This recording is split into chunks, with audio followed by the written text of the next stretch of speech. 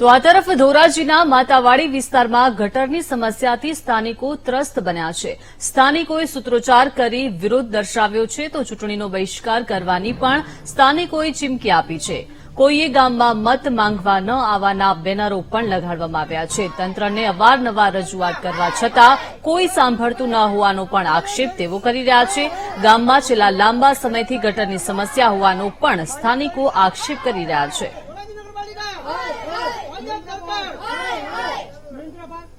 Matawadi plot અમારે છેલ્લા 1 મહિનાથી પ્રશ્ન છે ગટરનો, પાણી નિકાલનો। અમે નગરપાલિકામાં રજૂઆત પણ કરેલી છે અને ધારાસભ્યશ્રીને ફોન પણ કરેલ છે।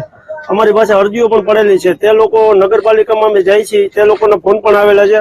તે લોકો નગરપાલિકામાં એમ કહે છે કે અમે ભાઈ ગટર ઈ સાફ નહીં આવે, અમે નહીં કરીએ, એવી એ લોકો ધમકી આપે છે। ધારાસભ્યશ્રીને પણ ફોન કરેલ છે, તે ફોન પણ નથી ઉપાડતા।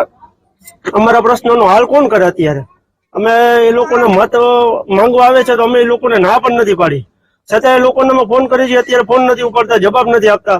તો અમારા પ્રશ્નનો હાલ કોણ કરે અત્યારે? અમારા મીડિયા દ્વારા અમે સૂત્રોચ્ચાર કરીએ છીએ કે અમારા પ્રશ્નનો વહેલી તકે હાલ થાય।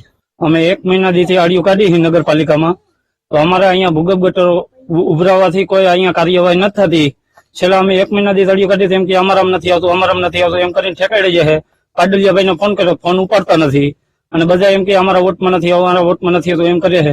તો અમારે આ ફેરે મત દેવાનો બહિષ્કાર કર્યો છે। અમે દર વર્ષે મત દેવા જઈએ, આ ફેરે અમે નહીં જઈએ। એ આના કારણે જ ભૂગર્ભ ગટરના કારણે, ગંદકીના કારણે અમારા છોકરા માંદા પડ્યા, અમારી બાયુ માંદી પડી છે।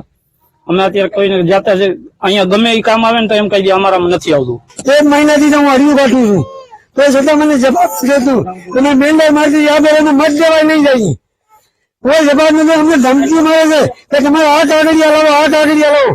50 વર્ષથી 40 વર્ષથી અમે રહી છીએ, લાઈટ સીટ લેવલ આવી ગયા છે અમારે, તો અમને આજે અમે મહેન્દ્રભાઈ પાટલિયાને ગયા નથી હજી, તો અમને હજી જવાબ નથી મળ્યો। તમે એને ફોન કર્યો તો ફોન નથી ઉપાડતા મારો।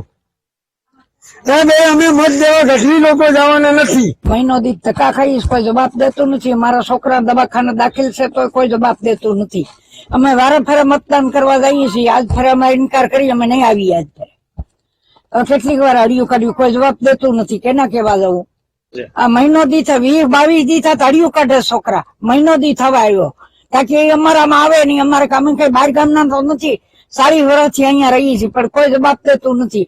લાટું આવી ગયું, બધું આવી ગયું ને ગટર હમાય ન કરી દઈએ।